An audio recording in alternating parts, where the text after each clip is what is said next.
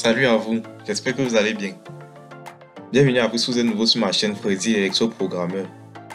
Aujourd'hui, on va voir comment faire la somme de deux nombres et afficher le résultat. Dernièrement, on a vu comment créer notre premier projet dans CodeBlocks et ArgoBox.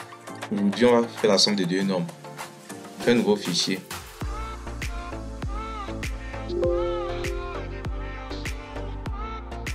Voilà. Ici, là, dans ArgoBox, il y a la partie pour déclarer les fonctions, la partie pour déclarer les variables, la partie maintenant pour rédiger l'algorithme, dans le code de l'algorithme. Ici, là, c'est la partie pour déclarer les variables. Ici, là, c'est le code de l'algorithme. En ce début algorithme et fin algorithme. ArgoBox vient avec les opérations standards, telles que déclarer les variables, lire les variables, afficher la valeur des variables, afficher les messages, les instructions conditionnelles, les instructions itératives, bornées, bon, la boucle pour la boucle tank. Bon, ici, je vais commencer par déclarer mes variables. Ici, je vais utiliser d'abord trois variables. La variable M1, qui est le premier nombre que l'utilisateur va entrer. La variable M2, qui est le deuxième nombre que l'utilisateur va entrer. Et enfin, la variable result, qui va afficher le résultat de la somme des deux nombres. Je commence donc par déclarer ma variable N1. Pour déclarer une variable, je peux venir ici dans l'opération standard. Je prends directement déclarer une nouvelle variable. Donc je clique ici. Voilà. Vous voyez ce qui s'affiche. Ici, là, il faut savoir que les entiers, ici on va faire la somme de deux nombres qui sont des entiers. Ici, il y a un type dans ArgoBox qui s'appelle nombre. On utilise ce type lorsqu'il s'agit des entiers comme des réels. Ici, je vais mettre N1. N1 est du type nombre. Voilà. N2 est du type nombre.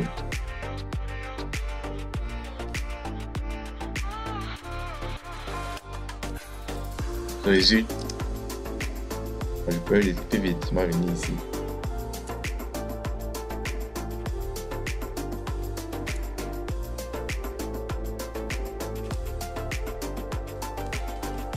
Du type nombre. Voilà, j'ai fini de déclarer mes variables que je vais utiliser dans mon algorithme. Je peux commencer à rédiger l'algorithme proprement dit. Voilà. Je commence par afficher un message à l'écran. Je peux afficher le message entrée. Un premier nombre.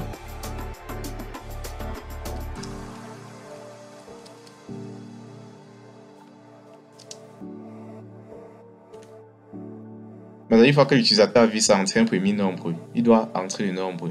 Vous savez utiliser lire variable, ajouter lire variable. Je clique ici. Ça serait N1. Et maintenant, j'affiche encore un autre message. Entrée.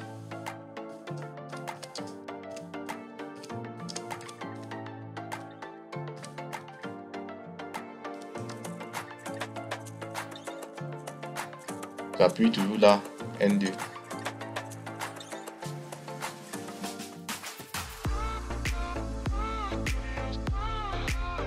Maintenant, result ici là, à result, j'affecte, et voici l'opération qui permet d'affecter les variables. Je clique ici, affecter valeur à variable. Donc result à la valeur. Ici, je fais la somme, donc c'est N1 plus N2. Maintenant, il va afficher le contenu de result. Donc ici, là, j'affiche variable N1. Bon, soyez concentré ici parce qu'il va afficher d'une manière particulière. Je veux que le contenu de N1 plus le contenu de N2 égal au contenu de result. Je veux que ça s'affiche de cette manière. Par exemple, si l'utilisateur a tapé 4 comme N1 et 6 comme N2, je veux que ça affiche 4 plus 6 égale 10. Voilà. Donc ici, il va encore afficher un message.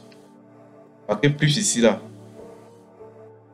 Plus ici serait comme un message. N1, ça serait la valeur de N1. Donc à l'écran, on ne doit pas voir N1, mais on va voir la valeur de N1 qu'on a dit ici.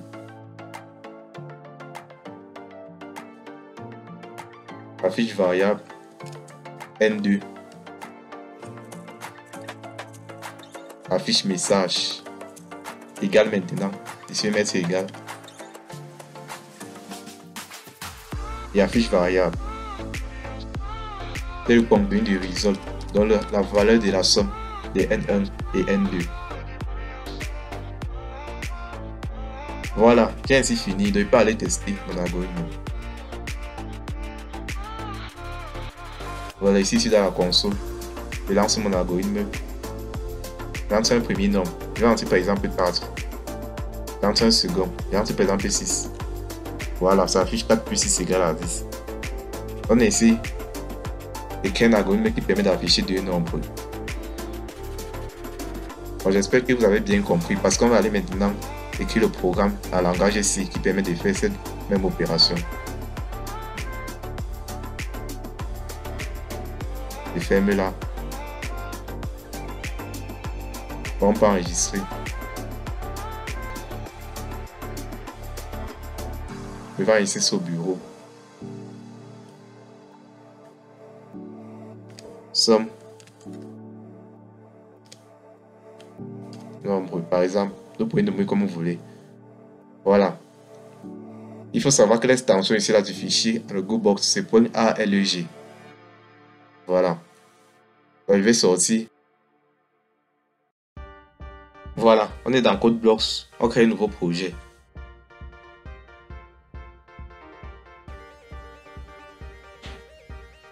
Je choisis C. C'est un programme à langage C. Next. Je vais nommer ici la somme. Somme entière. Donc la somme de deux entiers. Bon. J'appuie sur Next. Finish. Voilà, je déroule ici, source C. Et je relève mon fichier main.c qui est mon fichier source.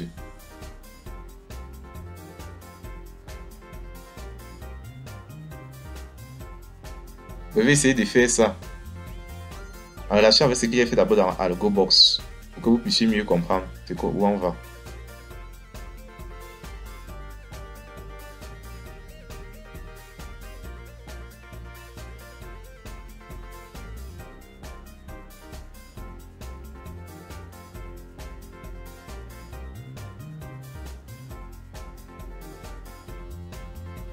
Voilà, au niveau de la déclaration des N1, N2 et résultat.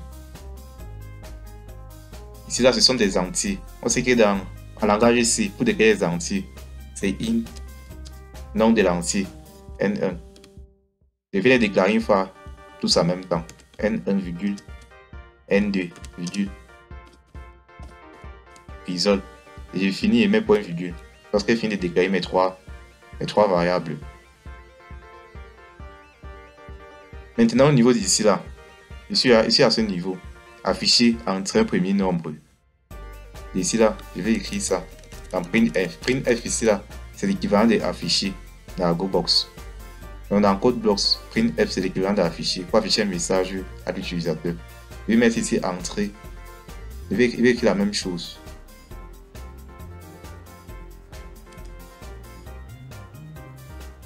Voilà, entrer un premier nombre. Maintenant aussi au niveau de la lecture, lis N1. Qu'est-ce que je fais? Ici, il y a l'instruction qui permet de lire dans un langage ici. C'est scan. Scanf.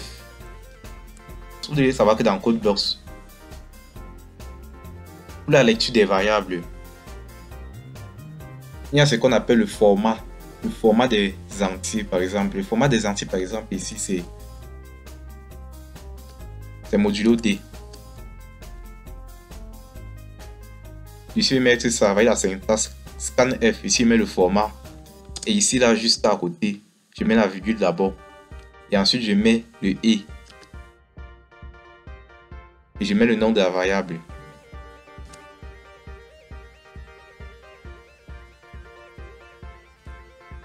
Donc ça, c'est ici la syntaxe de la lecture des variables. Donc ici, je suis en train de lire N1, c'est-à-dire taper N1 au clavier. Donc taper la variable de N1 au clavier et stocker cette valeur-là dans N1.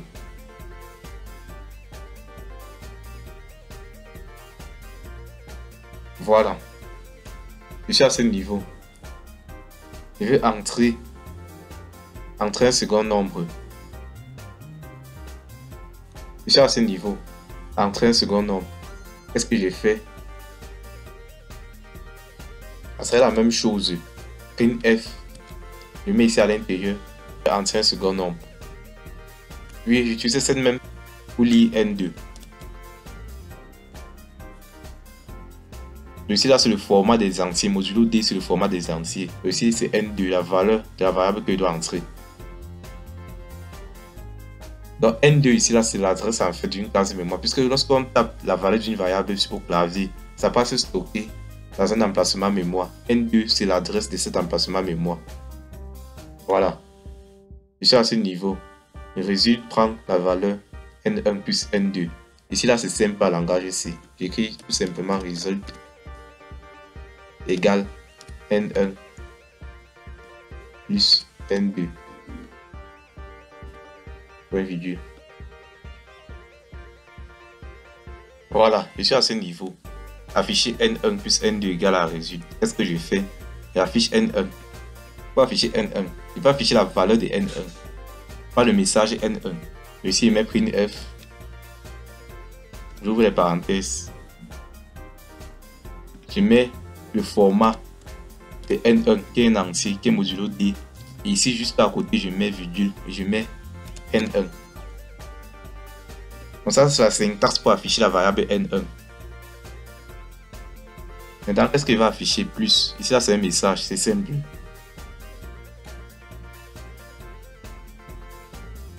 F.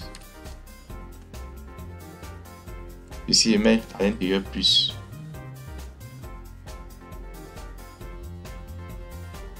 Ici, il va afficher quoi? N2, c'est simple. Print F, modulo D. Ici, N2. N2 ici, c'est une valeur, c'est pas un message. Ici, il va afficher quoi? Égal.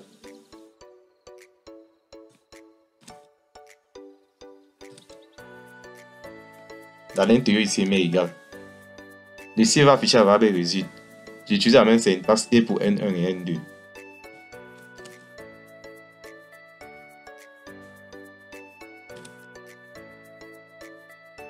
Print F modulo D, ici mes résultats.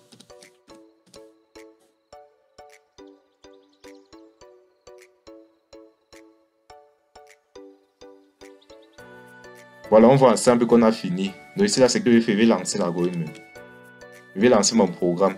Je viens ici là, dans but and run. But and run, c'est-à-dire ici là, ça fait de compiler, ça lance directement l'exécution du programme. J'appuie ici là, but and run.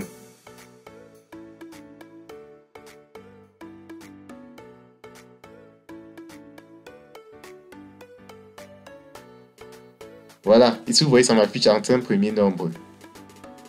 Je vais taper 4, entre un second nombre, je tape 6. Vous voyez ça m'affiche 4 plus 6 égale à 10. Donc vous voyez c'est la même chose. Donc on s'arrête là pour aujourd'hui. Prochainement on va voir comment utiliser déjà les instructions conditionnelles telles que si et même les boucles for, pourquoi pas. Boucle pour, boucle tant que et autres. Donc si la vidéo vous a plu, n'oubliez pas de me laisser un pouce, ça fait plaisir. Et abonnez-vous à ma chaîne afin qu'on se retrouve très bientôt dans une autre vidéo, une autre programmation. En attendant, vous pouvez reprendre ce qu'on a fait. Essayez de me dire en commentaire ce qui ne va pas, ce qui n'a pas marché. Essayez de me poser également vos questions et de me donner vos avis en commentaire. Et moi je vous dis donc à très bientôt dans une autre vidéo. Portez-vous bien.